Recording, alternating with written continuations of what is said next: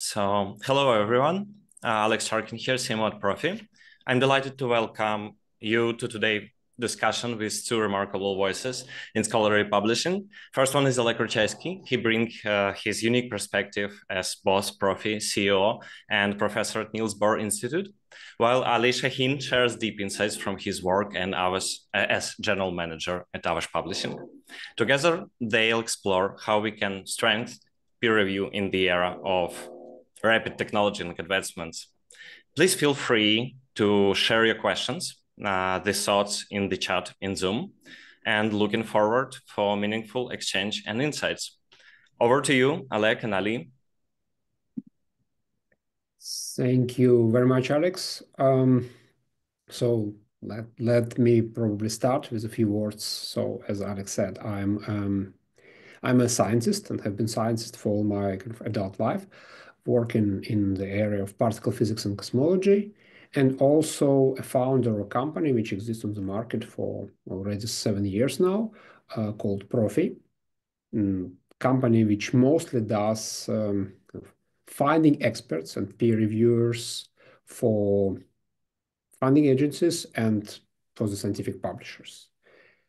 Ali, just the floor to you. Thank you, Oleg, and thank you, Alex.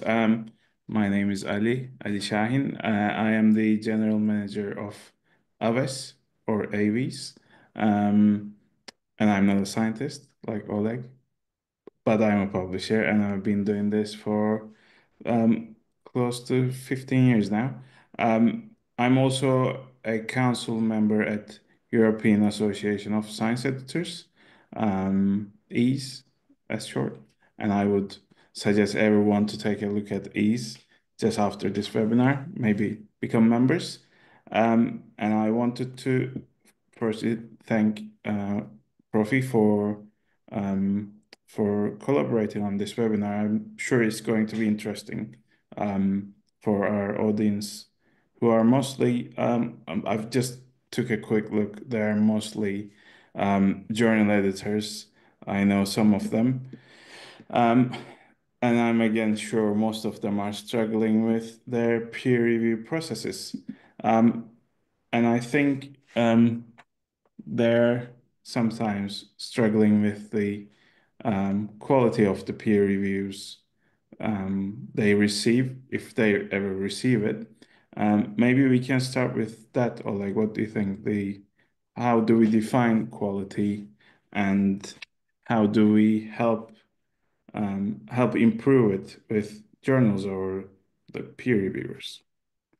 Yes, thank you, Ali. A very good question. So to begin with, why I started doing all this many years ago, it was my understanding at some moment that maybe the biggest contribution to science I could make in my scientific career is actually doing something like Prophy, making the whole publishing process more straightforward, more efficient, and more tuned toward the actual spirit of science, namely to the kind of collaborative nature. Why I would start to speak about this now? Because that's probably what the quality in the peer review in the first-hand match means. What I would, as a scientist, the person who receives the peer review, the person who is actually currently writing a response to like a set of peer reviews to one of our papers, what I value the most is kind of a collaborative and constructive approach to the publication. When the people come to you with suggestions, when the people come to you not only with criticism or even praise, but when they say, okay, this you did well, but here I'm not sure, I would check this and this and this because I think this is important.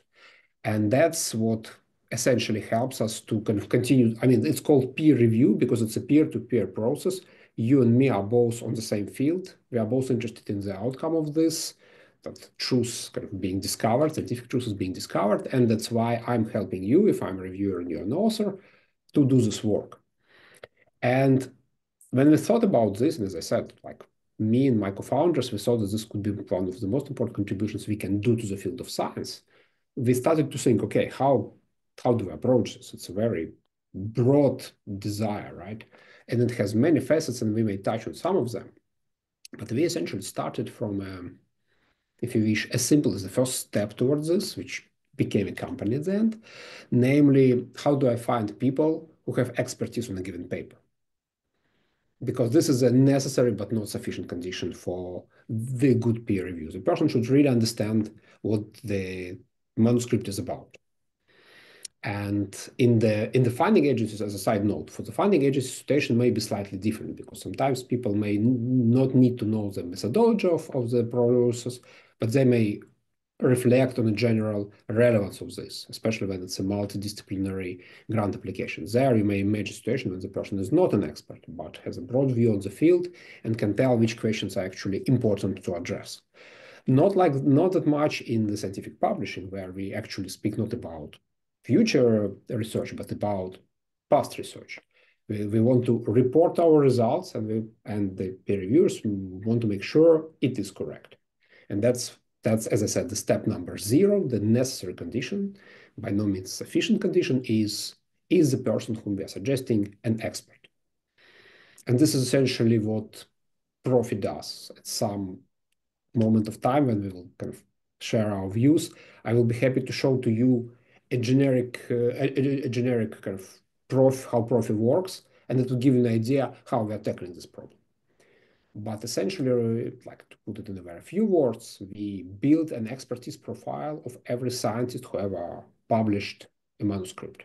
It's 82 million people actually in our database, and we can measure this expertise in some kind of machine processable form, and we can match it to the expertise content, to the content of the paper. And this is how our expert suggestions appear, again, as a very simple terms.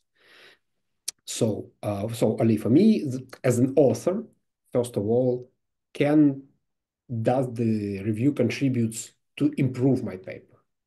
First of all, in terms of its kind of quality, checking assumptions, checking methodology, reflecting on the results, etc., suggesting ways for improvement. And I think that actually aligns with the quality standards of the journals, because there are a few points of this publication process. You have the reviewers who are researchers, and you have the authors who are also researchers, and those peers are working together to present a study. And at the other end, there's a journal who will act as a medium to present that study to the larger researcher audience. And for the journalist, it's also sometimes it's the touches that make the article more visible among thousands and tens and hundreds and thousands of similar research. And I think it's important for journals to have the constructive and cooperative approach of the reviewers in improving their content. But how do you think convey a journal's quality standards to the potential reviewers, the people who we invite? Because, as you said, Prophy acts as a tool where it helps the editors actually find the correct people to improve that study, but which they have been doing for. We were just discussing this. They have been doing that for hundreds of years, but it looks maybe deeper. Your product helps them look deeper, or in a more broad way, or sometimes in a more detailed way. How do we, when we find those people, how do we convey our message to the peer reviewers, our expectations, and yeah, it's back to you. Well, yes, and again, thank you. It's a very good question, right?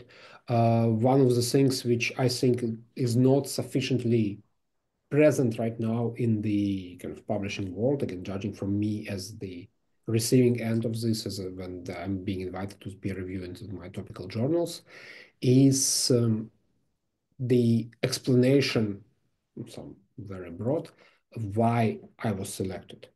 I usually can understand that, again, because I'm reviewing for specific topical journals, I usually can understand why I was chosen by the editor.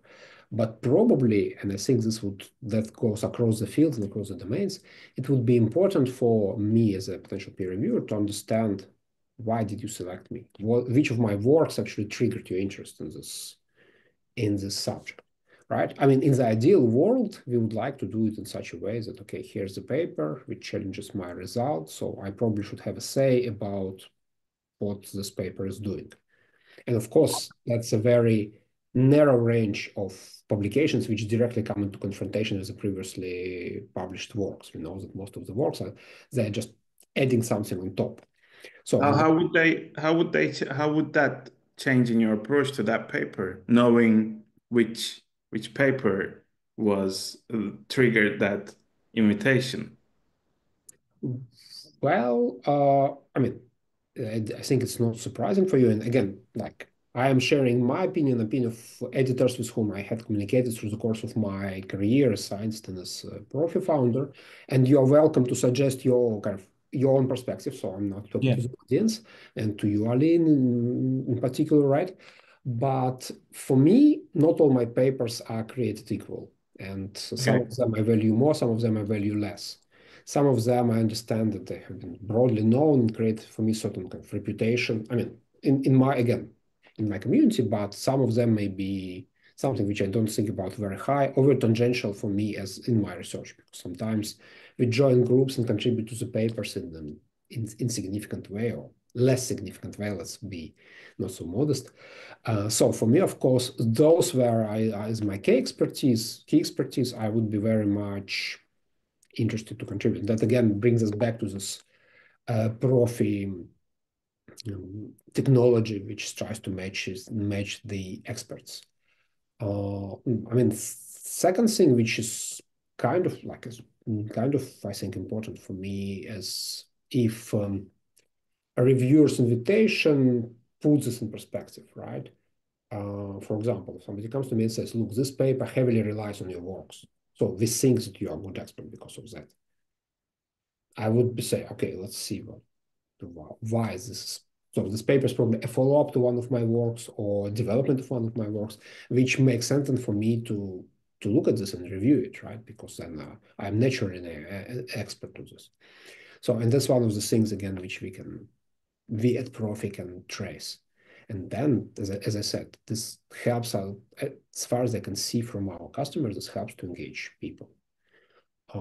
There is also a completely different dimension. I don't know if I want to talk about this now or maybe at the later stage, is we understand that people are more eager to do their reviewing work when they are young, in the scientific sense, when they're junior scientists, rather than when they become seniors and have a lot of responsibilities and they're usually not very well managing their time and have essentially, it's basically overloaded.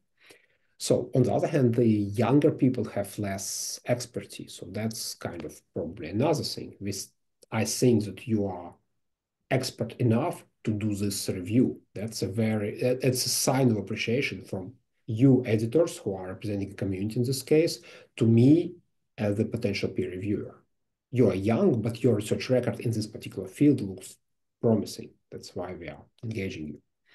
And how can journals, so at this point we are looking for quality reviewers, and we have identified the candidates, and we have invited them, and we have somehow indicated our quality standards to those potential reviewers, and we expect them to provide us with a review that improves what we have at hand.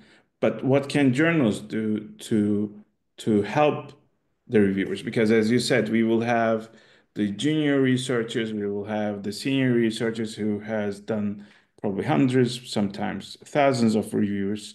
How do we make sure that we get an acceptable average out of all these people that consistently helps our our content in peer review, our articles, our research in peer review?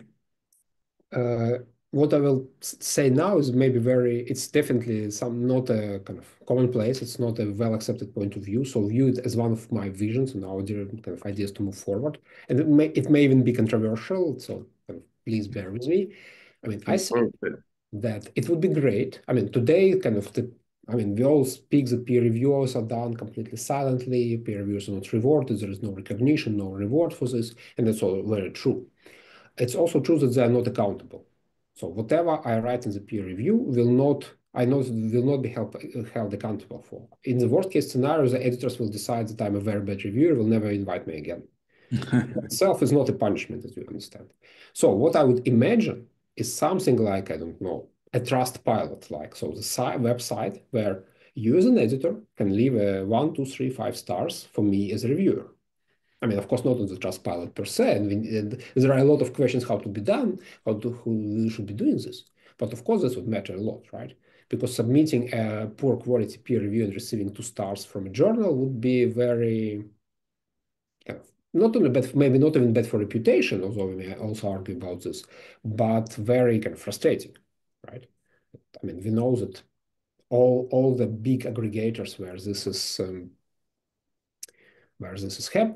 doing, of course, these rankings play a lot of role. People try to make sure that a receiving side or giving side perceives each other correctly. So I was always wondering, I never actually heard a definitive answer, so let me ask you about this and maybe the audience as well. Do journals keep kind of a blacklist, something like this person never invited? Because of whatever reasons, they never deliver, or they deliver poor quality report, or they are... I think it depends. It depends on the institutional memory of that journal. If you have a journal editorial board that's been managing that journal for years and years, I think in some cases they'll have written or written protocols established where they identify and somehow eliminate those people. It will be some journals will use their rating system that is on their submission system. Some journals will eliminate that reviewer immediately. They'll revoke their reviewer account. They can only submit papers to that journal. But I would say, let's say 99% of the time, there is no such thing. One editor will hate that reviewer and will do nothing about it, and the next editor will see that person as available and invite them to review again. So I think at least in my experience, in most cases, there is not, and the institutional learning thing does not happen. And they just keep dealing with it without knowing that each individual is dealing with the same person. Thank you for this sharing, because it kind of coincides with my expectations. But as I said, I didn't know about this because I has never been an editor. That's one of my scientific kind of missions of my scientific career. You could try it. I hear it's fun. Yes, but what I wanted to say is that although I started with the fact that we at Prophy use only the expert component, expert side of the people to match manuscripts to reviewers, we are now moving more in the community direction, when we would try to gather some kind of social information about this. For example, we may try to gather this ranking internally. We may not don't need to share it, so make it public, etc. But if a journal consistently gives thumb down to a reviewer or 1 star, let's say, then someone would stop suggesting these people. So it will be our internal kind of bookkeeping system. Of course, my ambition and dream would be to make this, as I said, like a central hub where everybody can contribute and everybody can benefit from this. This will be kind of our direction for the future development and future. But we are looking at it from one end of this assessment where we identify the black sheep, but we have stars who are doing really good work then they will be bombarded with invitations, which they already probably, without them having a public profile, they already receive more invitations than they can handle. But if we have a system that where we display that publicly, don't it may sometimes overwhelm the high performers. What do you think? Ooh. And yes, I fully agree. And that's why it would be important for a company like Prophy or in position of Prophy, which works with many publishers, and we do work with many publishers, and which process many manuscripts, because not only we would know that this person has 5 stars and is generically a very good reviewer, we would also know their kind of engagement rate. So like they don't receive invitation more often than once every 2 months, let's say, which is like 6 per year, which is a lot, but doable. Or even going one step further, I would like to see a situation when the people would say for which journals they would agree to review. And then, of course, if you are a 5-star reviewer, we would offer to you invitation to review for the most prestigious journals, right? Because that's Yeah. also more rewarding, right? The more challenging and cutting-edge work you are reviewing, the more rewarding this work is just by itself as a scientific curiosity. You can essentially touch something which is just being born. That's very interesting and very challenging. He puts a lot of emphasis on this. So what I'm trying to say, creating such a hub, which again starts, as I said, like if quality starts from expertise finding, then the next step is kind of evaluation, both in terms of their availability and in terms of their acceptance, in terms of their quality of people. That would be kind of a next step. That's what we are entering into this phase we are entering right now. Like as we speak, we are discussing with our customers exchange of this information, again, so far in the siloed customer-related accounts. But this would move us in this given position. Of course, we have ambition to become a central hub for this, which would be beneficial for everybody because Yeah. make their career and visibility there and manage the way they are loaded. I think it can still, as you said, it will help researchers maybe better engage with high-level journals, but it can still help mid-level to emerging level journals where those journals are still trying to establish a core group of reviewers and they're still trying to establish the journal itself at some cases. And such a system could probably help the journal as well. If you allow me, I would like to take this conversation to the quantitative side of things and look at the speed of the reviews we receive. I think in most of our journals will have problems or struggles with finding reviewers, but in some cases they will, as I said, they will have their established number of reviewers who are already working with that journal, and they will always try to speed up the whole thing from submission to publication.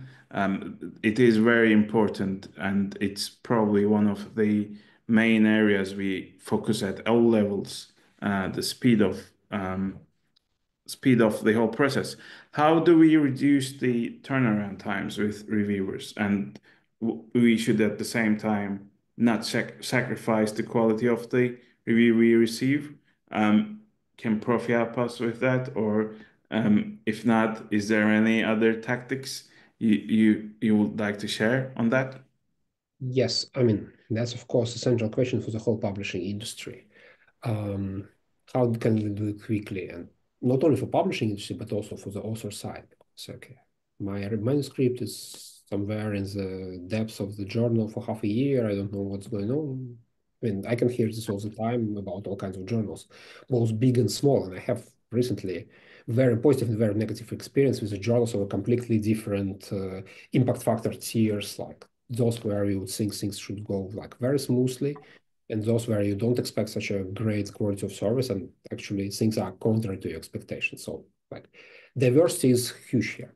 Probably this is a good place where I could very quickly demonstrate for you what Prophy is as an interface, as a standalone system.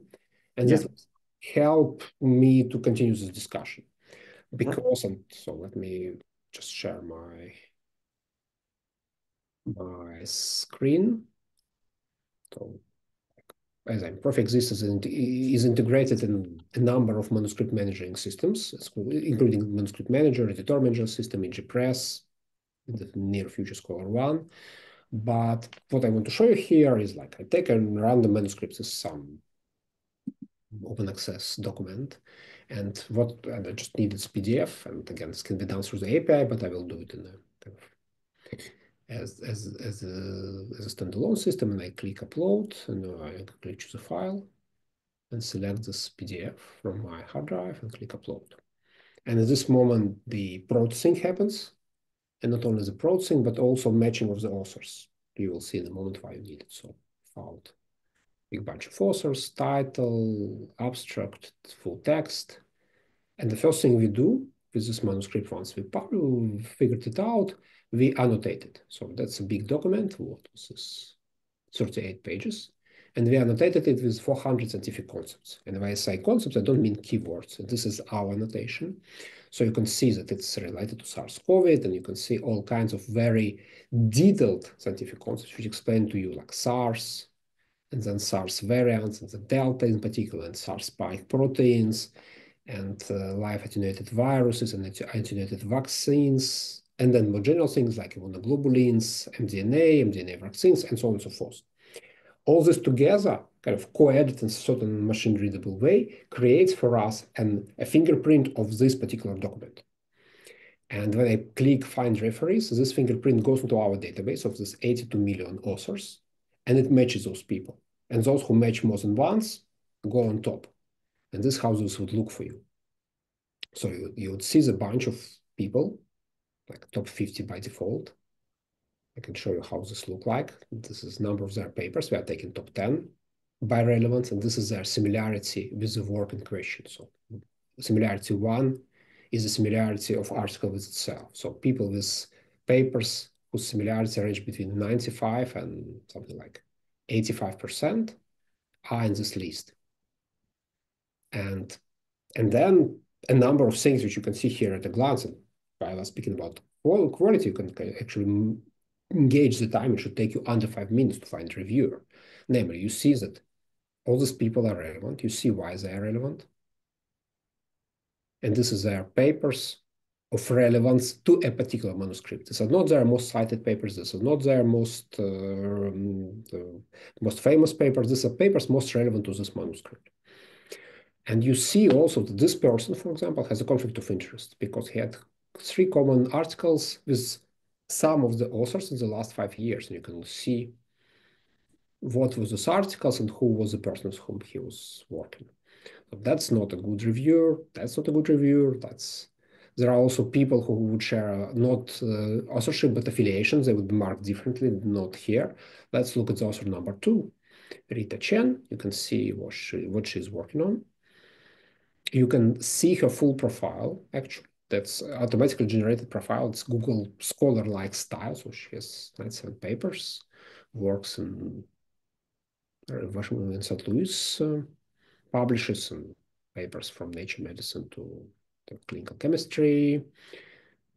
You can see what she was working on in the recent years when she works on COVID and antibody vaccines. It's clear that her profile is relevant. No wonder she's number 2. It's even for me, who's, again, a particle physicist. And by the way, you can also see, in this particular case, you don't, but usually you would also see her email. And there is a checkbox here to show only people with emails, but that's needed because then we can export it to you and you would be able to contact her. So you can also see that her work has been cited in this document several times. So you do know that this is a good expert on this particular manuscript. And you see how many articles she has written, what's her H index, what's her citations, and so on. Now, that's so you can select her, and if there is an API integration between our system and your system, you click mark as referee, and then information about this person goes into your system. And from there the system invites. But if we let's consider this scenario where again the journal is a mid-level journal or a journal that is being established, and we are aiming for the people who are not people with 150 H index, but they're looking at introducing more junior researchers as reviewers. How can they? Because I know this, I just want you to. So for this and many other similar cases, we have a very wide set of selections. In particular, you can cap people by their H index, saying don't show to me people with H index less than 5, but don't also show to me people with H index more than 25. Again, you as editors usually know your audience, so you kind of understand your typical profile. Or you can cap it on article counts, or you can cap it on what we call the academic age. Number of years people have been publishing since the first publication, essentially. So a PhD student would have an academic age of 2-3, and the professor would have academic age, whatever, 10 plus, depending on the discipline. So this would be kind of postdocs of various kinds. And this allows you to select middle ground researchers, essentially. Applying filters, you would be able to come to select a different group of people. So once I press it as it selected, and then again, the story goes like usual. And you as a journal know what's your default selections are, like from which you would start. And this allows you, again, under 5 minutes to select 1 to as many people as you need. And then, of course, either connect to us through the API or to export it into your system through just the export button into a format of your choice. So maybe some of the participants would like to know where the data is coming from, because that was one of my first questions, if you remember. Where does Prophy collect or gather all that? So I would be happy to answer this question, but just to illustrate it, that's right. Within for editor, it may take 5 to 10 minutes to select 1, 2, 3. Again, you can select 5 or 10 people and transfer them to your system. So this part of selection is sufficiently quick. I'm not showing this to you, but the database allows you to contain the information about availability, acceptance rate, etc. It can actually take your own databases and merge it with the suggestions. It can, by default, propose for you reviewers who are also authors in your journal, which is definitely increases the acceptance because people perceive this as part of their personal ecosystem, right? Their topic and their journal or journals, this may be several, is something which they would kind of consider worth investing their time and effort. So that's an important expertise dimension, and this is also kind of important thing to speed things up. I think the interesting thing with that is, for example, I have a journal that's been using the same submission system for 15 years now, and I know they have close to 100,000 people on that system as authors, reviewers, whatever, editors, and the users, they get frozen at the time of their registration. Their data is never up to date. Maybe they've submitted a paper to that journal in 2015, and it's been years and years. They've done other research. Maybe they're stars now. They don't know. I think it's very useful. It could be very useful for journals with that type of database to actually make use of their own data as well. Absolutely, yes. And we can overimpose our filters on top of a journal's database. So the people with high seniority will be filtered out when you, not removed, but filtered out when you select those filters, which I showed to you, and there are kind of many other combinations. So yeah, and this as well as like our filter of people which are coming from the journal, there can be also added a dimension of recency in the last, say, 2 years, last 5 years. And then this automatically only looks at the recent authors of this particular journal, or even publishers. This depends, of course, on the use case. So go ahead, Ali, and then I come back to the sources. I think with the speed, again, I wanted to understand how we can balance the deadlines with our expectations. How do we how does communication help in that? And each reviewer will already receive dozens or hundreds of automated emails from the journals they have had a relationship throughout their career. How do we differentiate our journal or a journal in that inbox, in the inbox of that particular researcher? How do we communicate our needs better to those people? Well, yeah, I can see the raised hand, so let me answer and then we'll receive the question. So, I mean, there is no magic bullet here, of course, right? And like there is this circle where respectful journals and predatory journals operate in the same field. And yes, every day in my spam filters is at least one invitation to review or to submit a paper to some completely unknown journal in a random discipline having nothing to do with what I'm involved in. And of course, this brings us kind of to the previous question of quality, right? How can I say to the reviewer why I selected them? Not just, okay, I bombard you because I bombard everybody with these messages. I think that you are a true expert on this manuscript because of this, this, and this. That's a message which I would probably read and appreciate. Of course, it also adds to the fact that if my journal will contact me, my desire to read this email is much higher than if it's a random journal which I never heard about, would just come to me and say, be our guest editor or be our reviewer, no matter what, right? So I think the relevance matters a lot. And these details which Prophy provides and which you can export into your system also matter a lot. The more topical and the more kind of pointed this invitation is, the more personalized it is, the more you feel kind of wanted and desired in the fiction. That's of course a big driver in your which influences your ability to respond positively. I think our brains are now finely calibrated to detect automated emails. I don't think we think about it anymore. We as soon as we see our inbox, we don't even need to look. We just eliminate those emails, and I think it always helps to keep a personal touch. To have obviously we will always use our tools. We will use Prophy. We will use submission systems.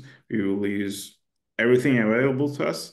But at the end of the day, I think when you need a good review and when you need it fast, I think a call always helps.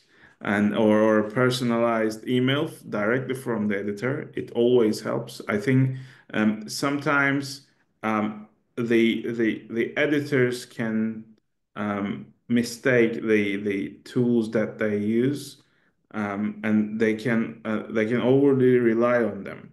I think yes, we should have the submission systems. We should have the tools that come with them and that integrate into them. But I think this process is between peers. I think there has to be the human element should not be forgotten. We should not just leave we should not just leave a submission with 30 invitations sent without just taking the time and trying to find ways to get people to get involved with that paper in question. And I think there should be other ways to in that to build a good reviewer base for each journal line. And I think each journal should aim to build strong relationships their reviewers, with the researchers around them. How can we do this? How do you think um, if can Prophy help the journals in those relationships, or the vision you have for the future of the product? Where do you see Prophy helping journals in establishing that trust, that strong relationship with the community around them? It's again, thank you. It's a good question, and it's an important question, right? We've been in conversation with some kind of journals which only start, they don't have big reputations, they don't have big kind of ranking with our Scopus or anything, and they would tell me, oh, we need to send 100 emails to get a single acceptance invitation. I said, but wait, no, it cannot be that way, right? Let's work together. Let's discuss it. Let us help you. Not that by our product it will help you, but let us figure out what people would respond to your invitation, because there are definitely people who would review for your journal. So let's identify this, build their profile, configure the system, and then try to find them for you. Let us try them for you, because I'm sure not everyone who can respond positively to your journal's invitation is known to you. And the fact that you're sending 100 emails for a single response just means that you're not doing it correctly. You're just doing it en masse, not being personal, which may be the main key of this. And already now, just with carefully selecting your ideal reviewer or kind of your typical reviewer, we are able to improve the quality of acceptance significantly. And we have multiple cases of this with various publishers of ours. Of course, as I mentioned in the beginning, our ambition is to become a hub where the information from publishers, from individual reviewers would come together and would kind of meet each other, because both sides have expectations and desires, and to find a place which can try to balance it, preferably in a kind of sufficient automated way, so that like human biases would not be part of the game, would be our ambition. And I think it would be a situation where everybody will win, both kind of emotionally and lucratively, because it will be easier to run a business for you, it will be easier to run a business for us, and it will be easier to be a scientist and review things and get rewarded for those things, or recognized at least for those things. So that's our vision today and our goal for tomorrow.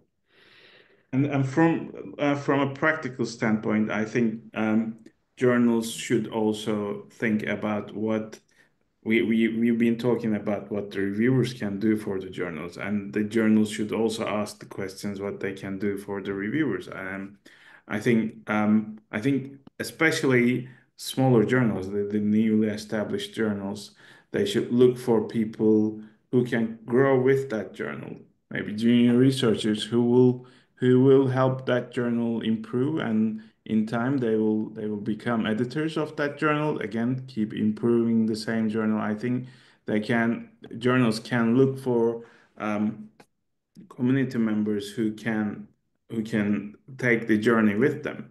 I think that could be a good way to give back. Also, the editors, they're not aliens. They are also researchers. They have also reviewed papers, and in some cases they have vast knowledge in how to handle papers. I think the feedback of the feedback systems that they make use or establish to provide with the critique of those reviewers can also be valuable. How do you think that can improve that relationship, and what areas could journal editors focus on providing feedback to their reviewers? Again, as I think that the first kind of step here is indeed to start to collect this information. As you say, even within the same journal, if there are kind of changes of editors, etc., this information about quality can get lost. And we would, of course, our kind of dream would be to have this information accumulated in our system and then try to leverage it.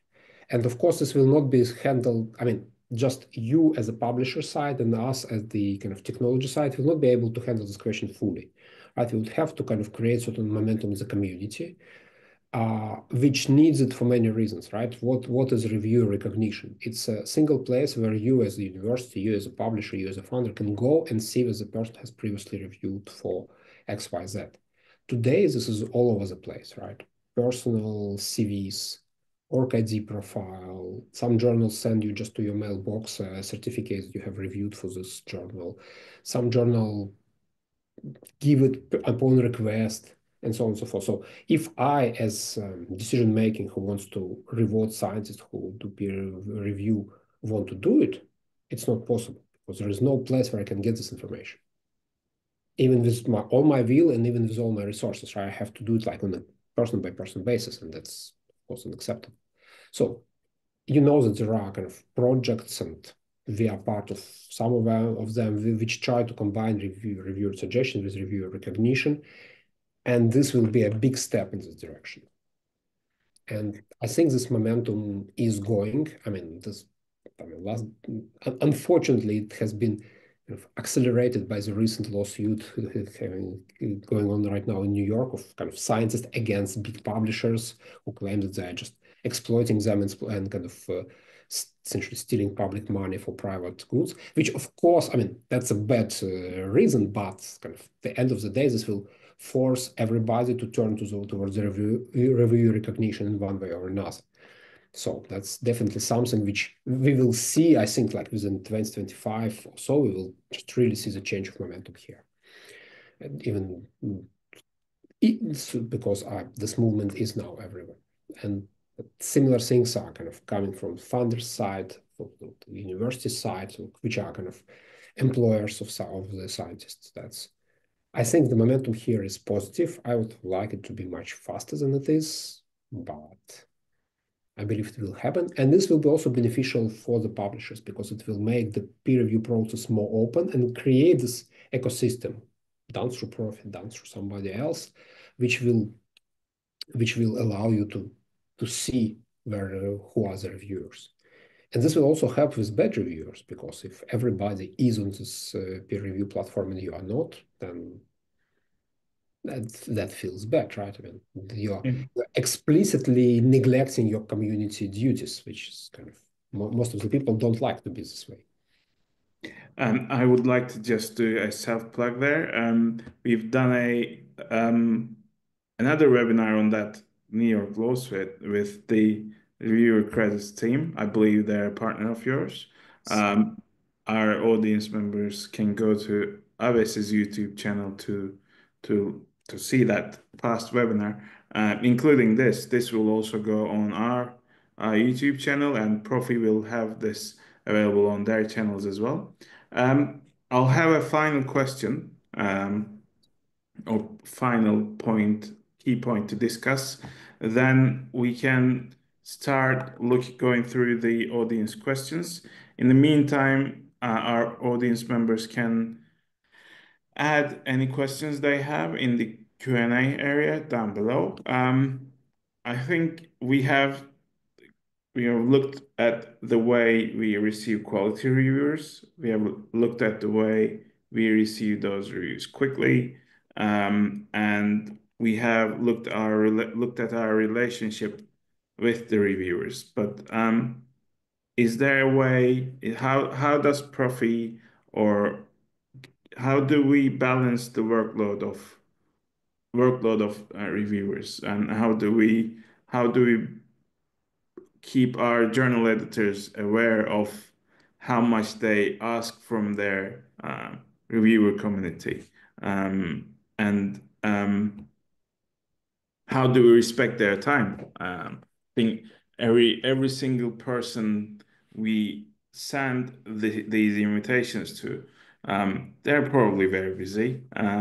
They probably do those reviews at night or early in the day when they have not very little going on. How do we keep respect in mind with those relationships? It's a very good question, and I think it's again it's a direction which will see a lot of changes in the near future. And again, right now I'm not even speaking from the kind of Prophy standpoint, but as one of the technological companies working in the publishing sector. So I think that first of all, it would be an extremely interesting experiment, and like I would encourage everybody to perform it, is by just asking reviewer how many hours did they spend on the stream. I mean, as you say, we have very little idea, right? I mean, so maybe just in asking them, what was your timing? An hour, 20 minutes. I mean, no, probably nobody will say 20 minutes, right? But again, people tend to be more or less kind of honest about this, and it would give us idea of actually how much people are spending. And if you ask me, I don't even know what would be a respectable answer. Is it if I tell you that I reviewed the paper in 1 hour, does it mean that I was very superficial, or does it mean that I was very kind of detailed? Or if I told you that I spent 5 days on just reviewing the paper, unless I gave you like 20 pages, another paper as a peer review, would you believe me? Would you think it's adequate to do like so? I mean, surprisingly, there is no kind of guidance or expectation, explicit expectation about how much do you spend time on this. So, and what would you like if I honestly told you that it was like 3 hours? Would you think that I did a good job, or you'd say nobody can review normally 3 hours? So that, and actually everybody like and said there are many editors in this call. So like, tell me your expectations. And that's thing number one. And then there is thing number two, which of course goes in hand with the recent technological advancements. Not every aspect of the paper is equally important. And there are many things which you as an editor can review, or which sometimes, I mean, I know sometimes receive reviews, say, okay, and you have a typo here and improper English there. I mean, I really much appreciate this, but clearly spending the time of highly qualified people to type down to correct my type, to proofread my typos, it's, I mean, again, I'm thankful to them, but this is something which they shouldn't be doing, right? It should be done by whatever automated systems, Grammarly, LLM, OpenAI, whatever, some of the automated systems. So there are many other questions which are of, I would say, of a technical nature. And I really hope that within the next year or two, they'll start more and more to be tackled by technical tools. Think about language models, something even more simplistic, right? And this would, but probably it would enormously help to us as peer reviewers if editors would not just review the paper, but tell us something, for example. Is the research question important at all, right? Sometimes we are not sure what these people are studying. Like, is it really worth studying, or it's just complete empty curiosity? Or we understand everything about the research question. You don't have to tell us that this is important, but tell us that this methodology which they will be using, do you think this methodology is adequate for this particular kind of research question? I receive sometimes a review where the reviewer says, I'm not an expert on the methodology, so I assume things are done correctly, but I can comment on statistical analysis or kind of subject of the research. And that's, I think, a very valid answer. And this, I think, is a very valid question which editors may ask. So more focused questions would help reviewers to get a quicker answer. So it will help them to save the time. But of course, this question should be highly relevant for the editor, for them to make a decision about acceptance, rejection, etc. So that's apart from like all this AI technological advances which are coming, of course, and also to our industry. Like on a personal level, this is what I would consider as one of the main things to be done. I think there's the answer there relied a little bit on AI, but that's a whole different webinar, and we would need to speculate a lot. And I think this has been one of the rare webinars these days that didn't have AI in the title. Yeah, I think there are a lot of questions around this. If the audience members are interested, they can always look at Again, AVES program, European Association of Science Editors. We have upcoming webinars and in fact our conference, next year's conference in Oslo. Maybe Prophy will be there as well. Let's talk about this, Oleg. In Oslo, we will discuss these further. Yeah, at this stage, I think we have a few minutes left where we can go through the questions. We have 3 questions so far, all from the same person, Dr. Erda, from Turkish Archives of Otorhinolaryngology. I think the first question we have, we discussed this briefly, but we can again go through that again. What measurable criteria can journals establish to define and assess the quality of peer reviews? And how can these standards be effectively communicated to the reviewers? Well, if I would start, that would be exactly this previous point which we just discussed, right? Yeah. When you as an editor receive a paper, you have a criteria of what you publish. I mean, some journals publish everything, which is not wrong. Some the journals publish only the most cutting edge, bleeding, whatever research, right? And most of the journals are somewhere in between, but they have certain place and they should answer themselves, like what we prefer.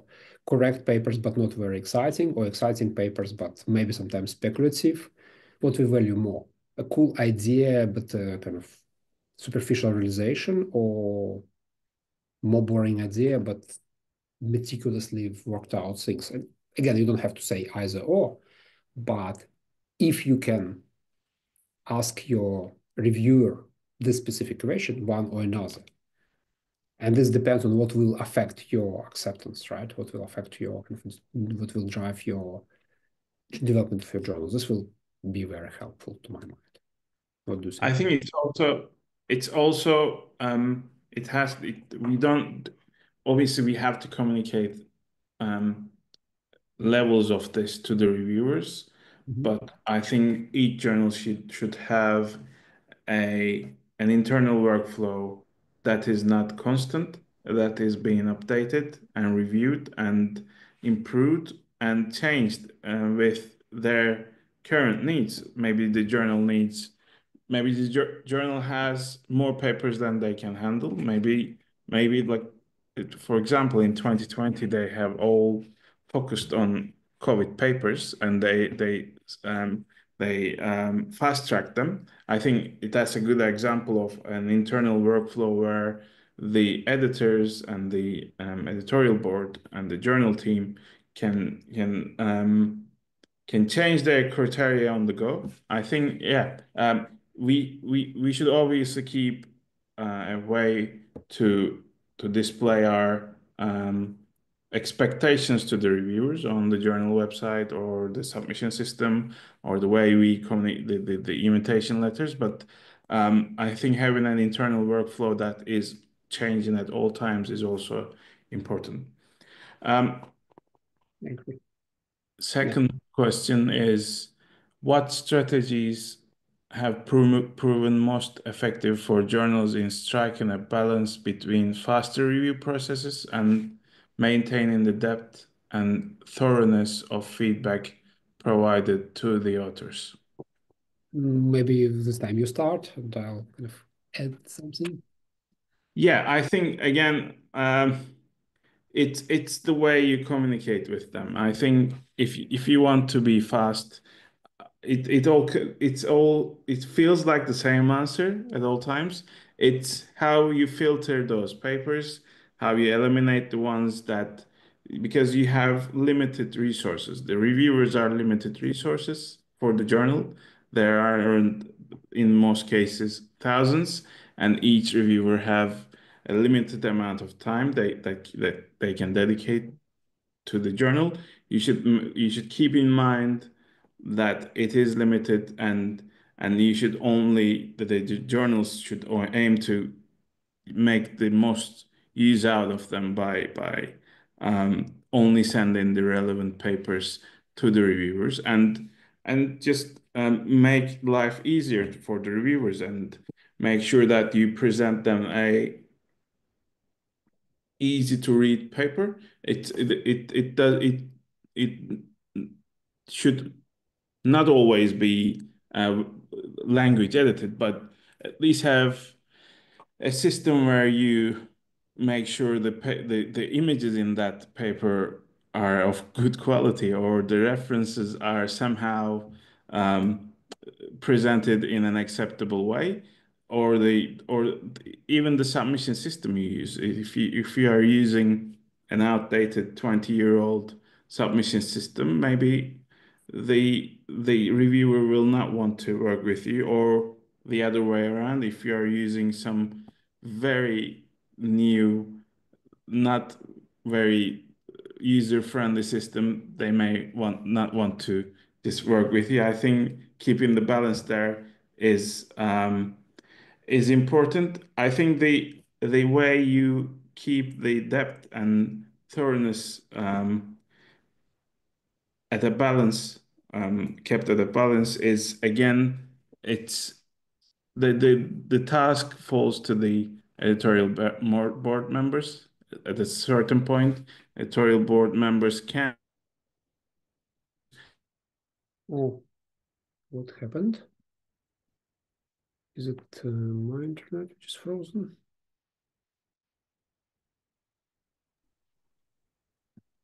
No, no, it's everything is okay from your side. I see that we lost connection for a bit. I'm back. You're back, yes. You're back. Sorry. I wanted to say that editors can send reviews back to reviewers with feedback, and they can demand or ask the reviews to be improved in certain areas. I think all of those should be kept on the table. Oleg? Yes, well, actually, I agree with you, and I think that like this is very important, that this two-way communication will eventually help the reviewers to help it, and maybe they just should answer this in a kind of a staged way. Is this paper interesting? Yes. Like, are you an expert in methodology? Yes. Do you think it is correct? So it may be more like a set of more pointed questions adapted to the paper, not just a one questionnaire which fits to every manuscript which the journal can ever send out, which of course puts more load on the editor. I fully understand this, but it also would make a process much faster. Like on several occasions, just to give you an idea, I was invited not to review the paper, but to look at the peer review, author response, and kind of express my opinion, like with whom I agree, because the editor didn't have enough kind of expertise in this case to decide. And it was a discussion, a scientific one, of course, not the personal quarrel. So that's an example where the review was sufficiently quick. I read roughly the paper, one text, another text, looked at the points they were arguing about, and expressed my opinion. And that's, of course, much faster than just reading the whole paper and writing 3 pages of report. So pointedness of questions is probably the best of two worlds, both for the effectiveness and for the speed. I think the last question is again a different webinar, but I'll just ask it still. What are the emerging trends in AI-driven or algorithm-based reviewer meshing systems, and how can journals address potential biases or limitations in these technologies? So just last week, I have been in London for the STM meeting where there was a big session where startups were presenting their new kind of approaches, half of them being in this area. And so what I would say, so there is a big trend, of course, of using AI and LLM systems for assistance to peer review, not only in terms of, so now they would be mostly be checking whether the paper contains all the necessary part, where if this paper which uses kind of clinical trials, do they include what various ethical statements with the data provenance is as mandated by the journal, etc. So all the technical but important parts which they do, so which would help essentially editors a lot. They also start to check things like, does the paper provides adequate references? Does it cite something which it shouldn't be citing? is it citing wrong references? Why it is citing something which is 20 years old rather than more modern reference to the same subject? So they start to try to analyze whether the state of the art is presented correctly, which is also a big thing because like many times you have to argue about this. So that's, for example, this direction they are going. Again, they're trying to do what I just said in the answering the previous question, commenting on Ali's answer.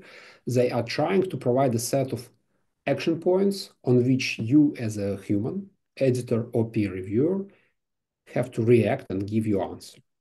So biases, I mean, sometimes it's not, at the moment, it's not clear what will happen with the biases. I mean, you may argue that AI is unbiased, but of course it just has hidden biases given on what it was been trained. So we don't know how this will work, but it will definitely shift bias from like very few, sometimes very opinionated scientists to quite broad. And even if it's a bias in the AI, it's a very average bias across like huge domain of knowledge, which is probably, I would argue, not so obnoxious, if you wish. So I do expect that things will become better and that the synergy between humans who make decisions and machines which help them to kind of subordinate these decisions and facilitate, it may be proven a very, very efficient way, in particular in our field, and of course, in many others. I worry that some of our editors already rely heavily on the automated emails and automated systems. Some some editors may just leave the whole thing to the AI in the future, which worries me slightly, but we'll see. This was fun. Thank you, Oleg. We have no other questions. Alex, would you like to close this for us? Yeah, thank you guys for this insightful meeting and sharing your point of views, all these, pretty valuable and really needed questions.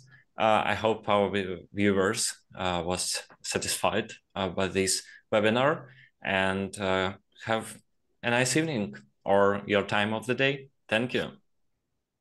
Thank you. Thanks, everyone. Bye-bye. Bye. Bye.